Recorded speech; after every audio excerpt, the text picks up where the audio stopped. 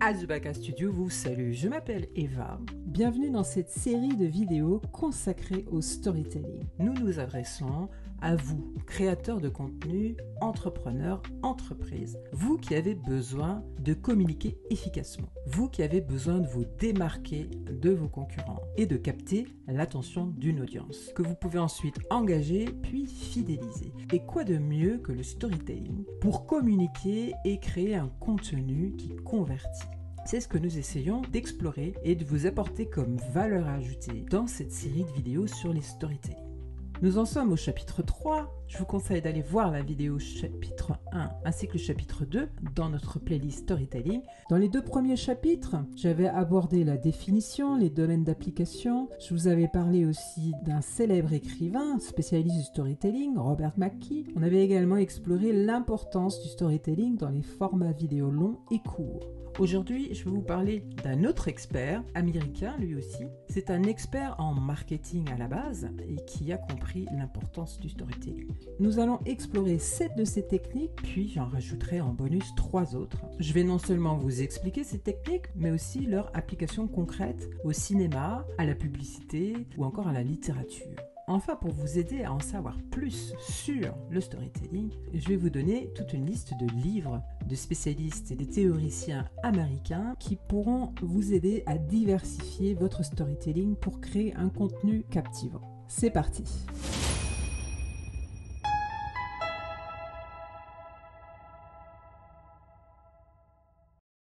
Commençons tout de suite avec notre célébrité, Seth Godin. Alors, ça s'écrit S-E-T-H-G-O-D-I-N.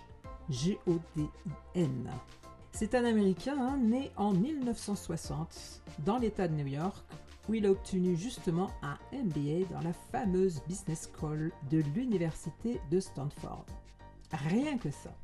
Il a profité vraiment de l'émergence d'Internet à l'époque, au début des années 1980, pour fonder plusieurs startups, dont une qui a été rachetée par la fameuse entreprise Yahoo. Et il devient d'ailleurs responsable marketing direct de cette entreprise. En 1999, il publie un livre qui deviendra rapidement une référence et qui s'appelle Permission Marketing, marketing de permission.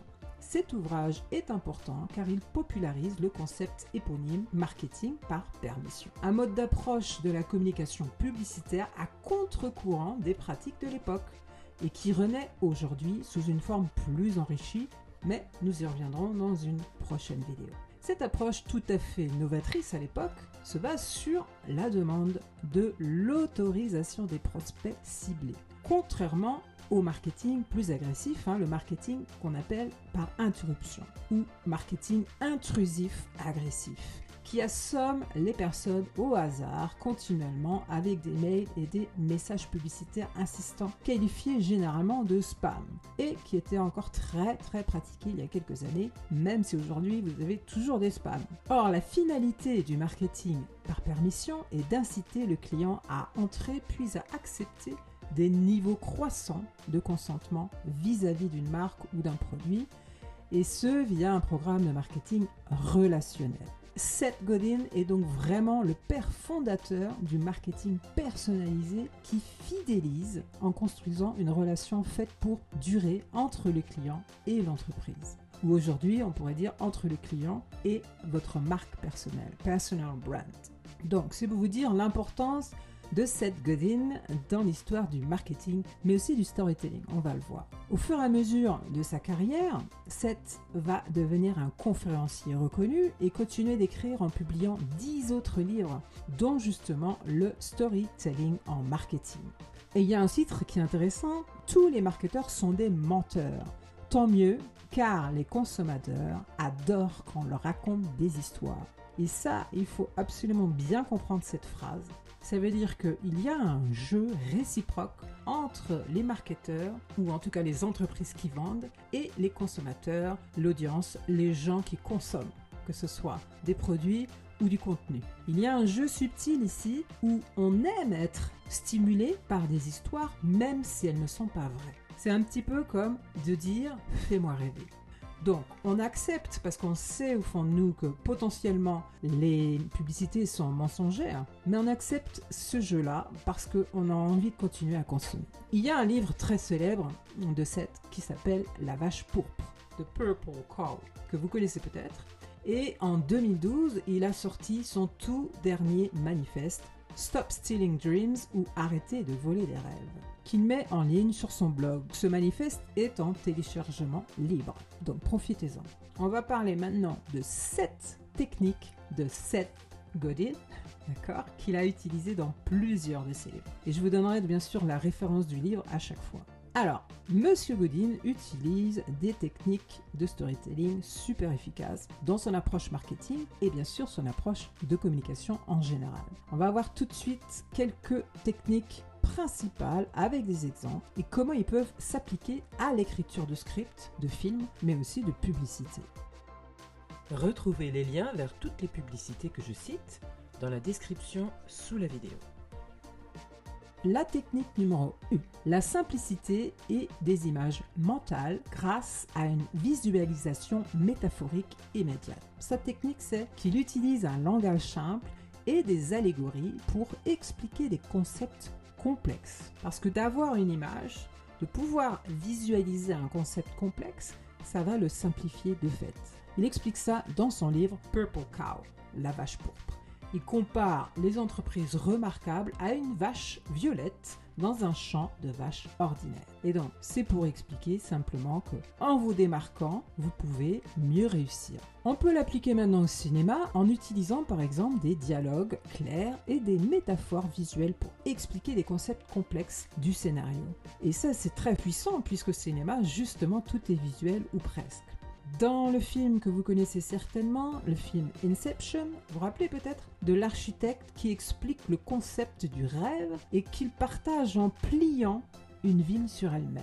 Extrêmement visuel. Ou vous avez aussi le film The Matrix, où il y a ce fameux choix entre la pilule rouge et la pilule bleue, qui symbolise simplement le choix entre la vérité et l'ignorance. Je vous donne enfin une référence de publicité, célèbre celle aussi. C'est une publicité d'Apple qui s'appelle Get a Mac et qui personnifie un Mac et un PC pour simplement illustrer leurs différences. Très puissante comme pub.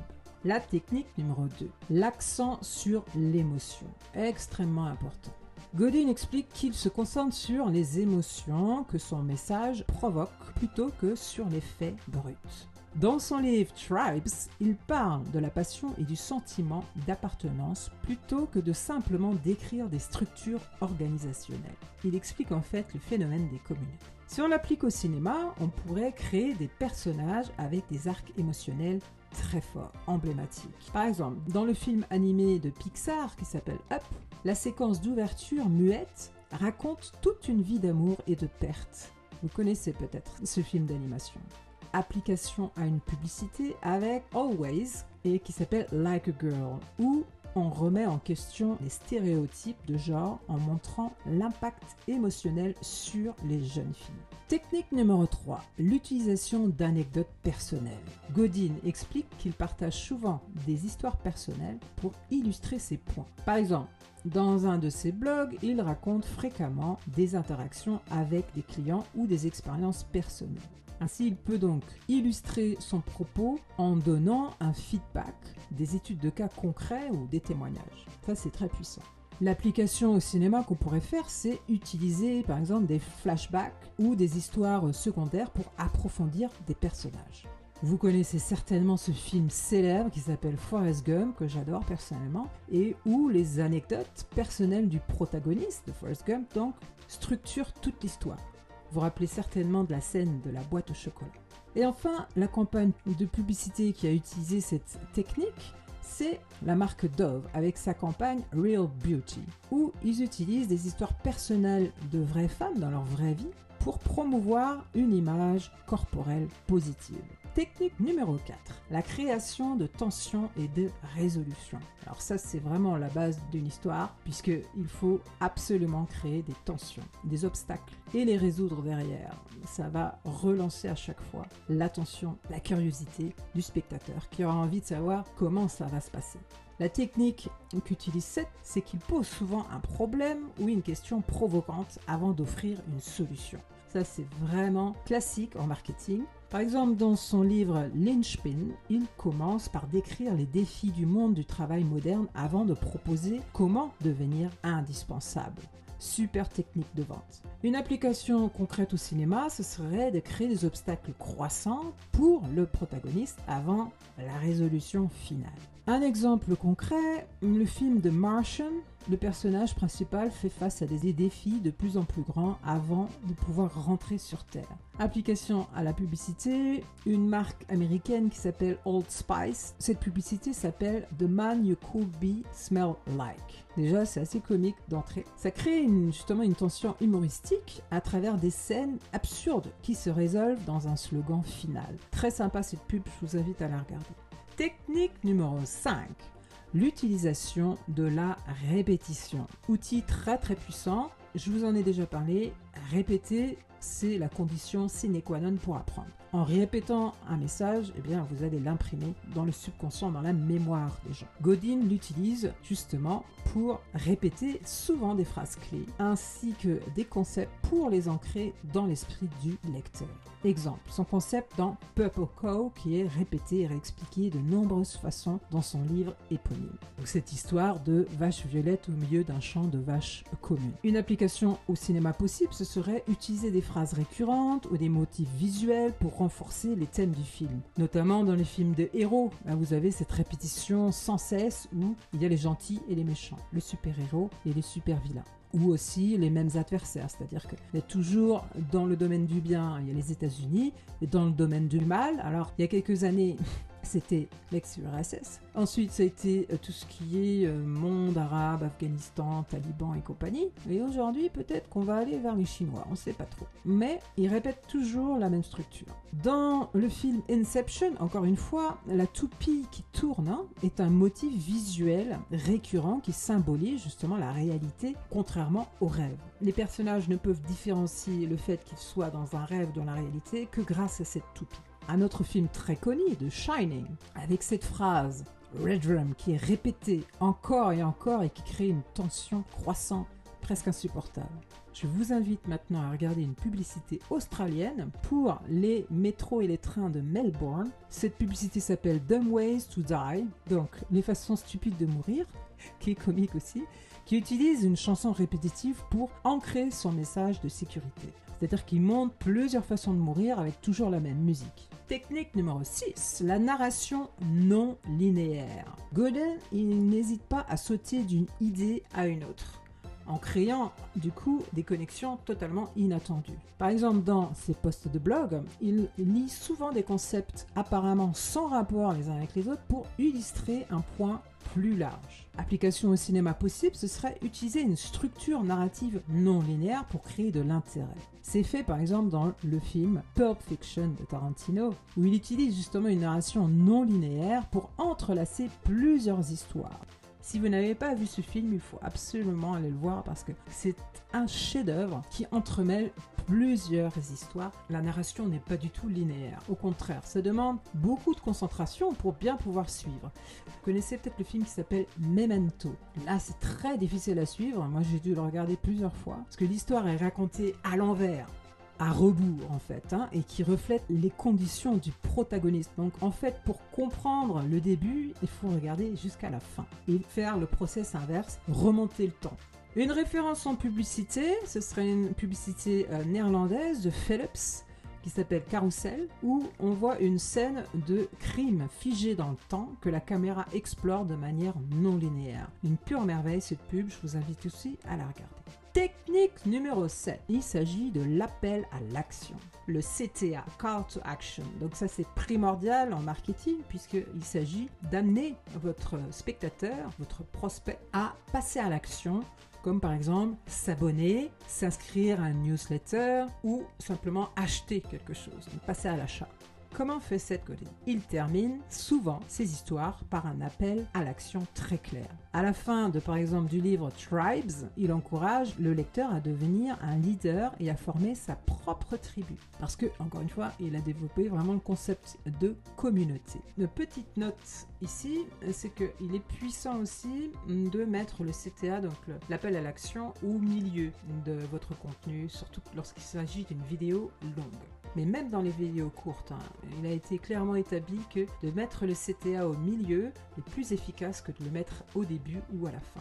Si vous avez un projet, que vous n'avez pas le temps de vous consacrer et de développer l'art de raconter des histoires, vous pouvez nous confier votre projet. Nous sommes créateurs de vidéos animées, donc le storytelling c'est notre cœur de métier. Nous créons avec vous et pour vous une vidéo animée, soit en 3D, ça peut être en 2D. Nous utilisons le motion design, nous pouvons aussi mixer motion design, images classiques et 3D. Enfin, nous pouvons optimiser votre vidéo en véritable funnel d'acquisition et de vente.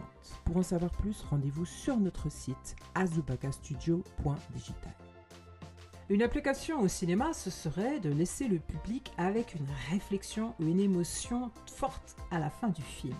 Et là, je fais référence à un de mes films préférés et de loin, qui s'appelle Le Grand Bleu. Tout à la fin du film, lorsque Jack descend, il plonge et qu'il reste là, on ne sait pas ce qu'il va faire. On ne sait pas s'il va remonter ou s'il va rester là. Tellement poétique, tellement beau, c'est un parfait exemple. C'est le cas aussi pour le film, toujours le même film Inception, où à la fin, eh bien, on laisse le public vraiment dans une réflexion sur la nature de la réalité. The Truman Show aussi, qui à la fin incite aussi le spectateur à réfléchir sur la réalité des médias. Parce que le gars, il a quand même vécu toutes ces années dans un décor, dans une fausse vie. Je vous laisse y réfléchir justement.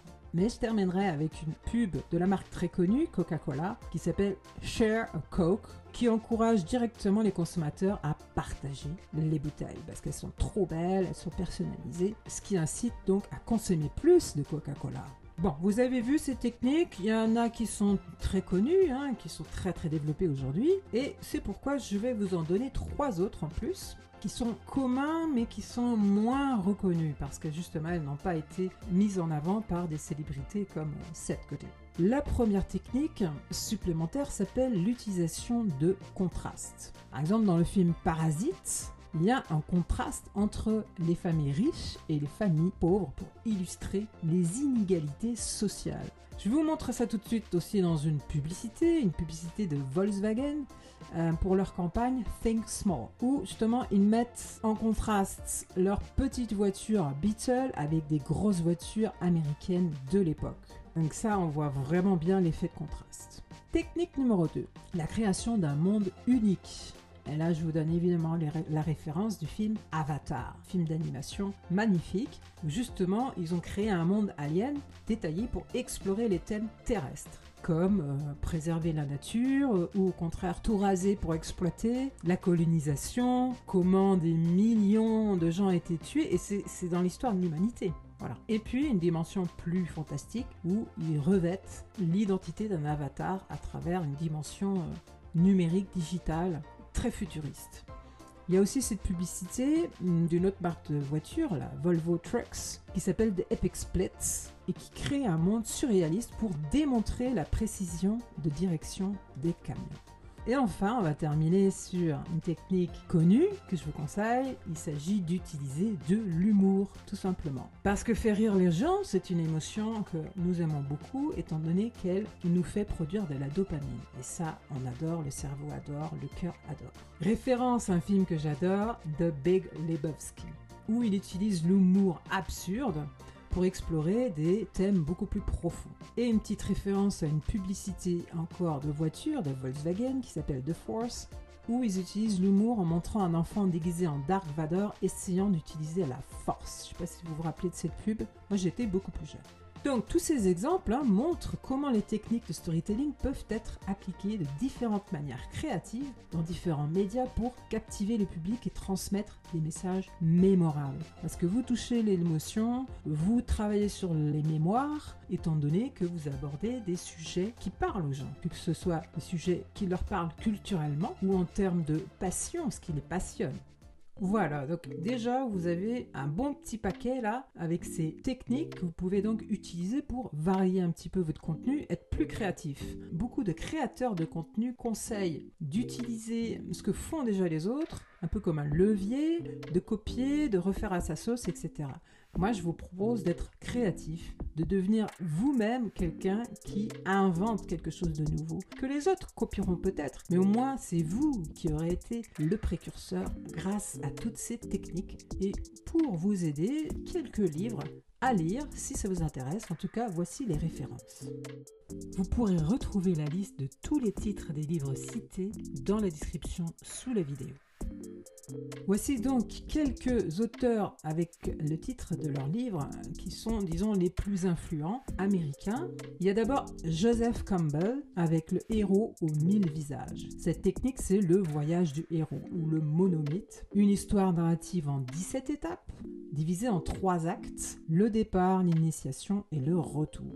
C'est extrêmement puissant comme technique puisque on adore pouvoir se reconnaître dans un héros. S'il est trop éloigné de notre quotidien, on va vers le fantastique. On a plus de mal à s'y référer. Alors que si c'est quelqu'un de lambda que vous pourriez croiser dans la rue et qui peut se transformer, ça vous incite inconsciemment à vous dire si lui il peut le faire, pourquoi pas moi? Ou alors en tout cas à l'admirer. Et donc ça titille notre curiosité.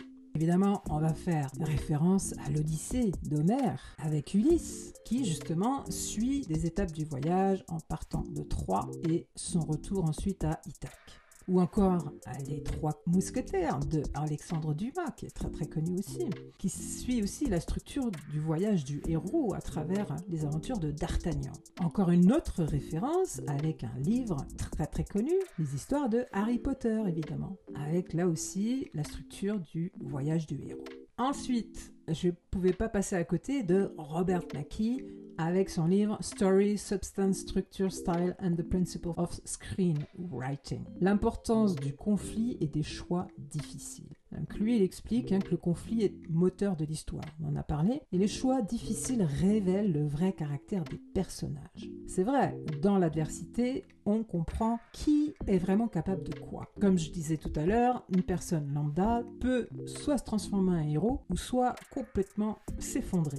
En littérature classique, vous avez ce livre magnifique de Fyodor Dostoïevski. Je vous invite vraiment à lire ou à relire Crime et Châtiment. C'est une pure merveille parce qu'il explore les émotions de Raskolnikov qui est constamment confronté à des conflits moraux et des choix difficiles, vu ce qu'il a fait. Ou encore Orgueil et préjugés de Jane Austen, qui utilise la technique du conflit à travers les tensions sociales et romantiques de l'héroïne. Je vous invite aussi à le lire. Sans oublier bien sûr Anna Karénine de Léon Tolstoï, qui utilise la technique des choix difficiles pour explorer les conséquences des décisions des personnages. Il s'agit en fait d'explorer ceux qui assument et ceux qui n'assument pas leurs responsabilités et comment ils réagissent face à l'adversité.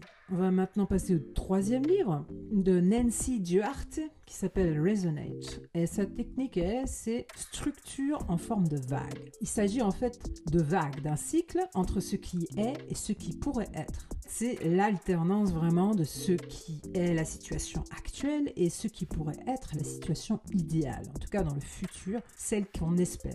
En référence littérature classique, je pourrais vous parler des Misérables de Victor Hugo, parce que justement, il alterne entre la dure réalité de la France au XIXe siècle et la vision d'une société plus juste. Ou encore le portrait de Dorian Gray de Oscar Wilde, très connu aussi, qui emploie la structure en forme de vague entre la réalité et l'idéal de beauté éternelle, qui obsède tellement le héros Dorian Gray. On continue avec une quatrième référence, un livre de Annette Simons, The Story Factor. Il s'agit ici de 6 types d'histoires, à savoir qui je suis, pourquoi je suis ici, la vision, les valeurs en action, j'ai appris, et ils ont appris. Vous voyez un petit peu les structures ?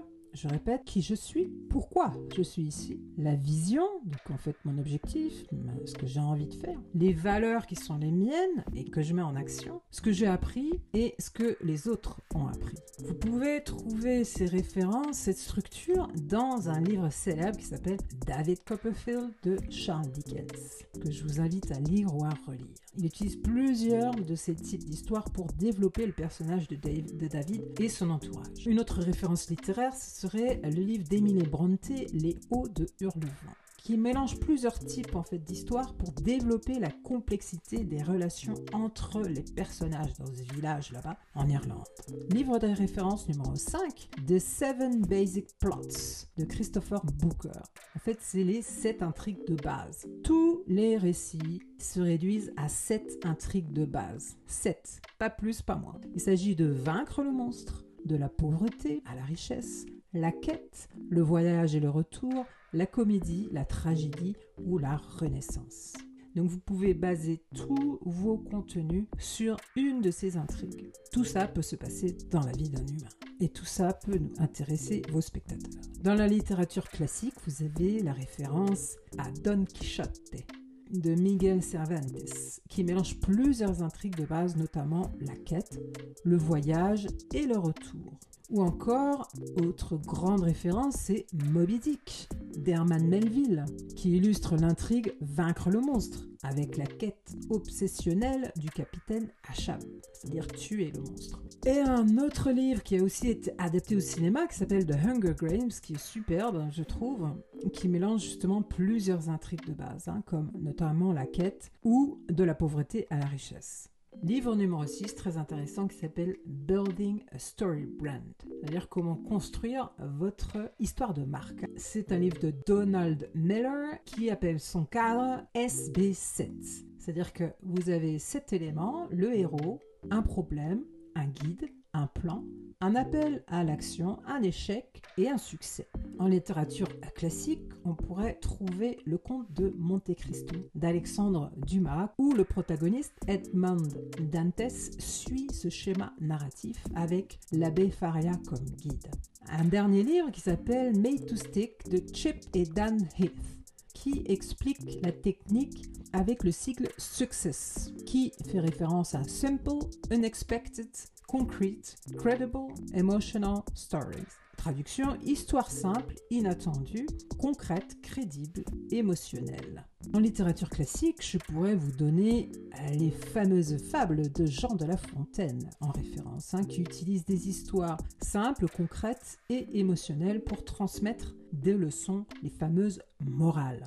Vous voyez que ces 7 livres montrent encore toute la richesse et la flexibilité du storytelling qui s'adapte à différents médias et objectifs tout en maintenant le pouvoir fondamental des histoires pour captiver et influencer votre audience, votre public. Donc utilisez-le parce que c'est vraiment l'ordre du jour, c'est le storytelling. Vous en avez partout, en politique, en marketing évidemment, le storytelling dans les entreprises pour transmettre des messages et des formations, dans les process d'entreprise, etc. Vous avez même du storytelling de guerre.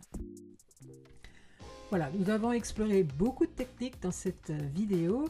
Je suis en train de faire un condensé de toutes ces techniques, un tableau, et je pense que je vais faire un chassé-croisé pour pouvoir mélanger à volonté toutes ces techniques et de pouvoir produire des histoires, notamment en créant des prompts très adaptés, spécifiques, pour pouvoir mélanger une ou deux techniques et avoir un résultat différent à chaque fois, avec un thème d'histoire différent, avec un nombre de personnages, etc., qui vont pouvoir varier à l'infini les résultats que va me donner l'intelligence artificielle. Ou moi-même, je vais être inspiré à avoir des idées à volonté, où je pourrais justement appliquer chaque technique, plusieurs techniques à la fois, peut-être 2 techniques opposées. Je pense que vraiment il y a moyen de s'amuser. Et si vous m'encouragez, si vous commentez le mot storytelling, eh bien je mettrai à disposition dans les ressources de notre site azubakastudio.digital/ressources un PDF à télécharger qui reprend en fait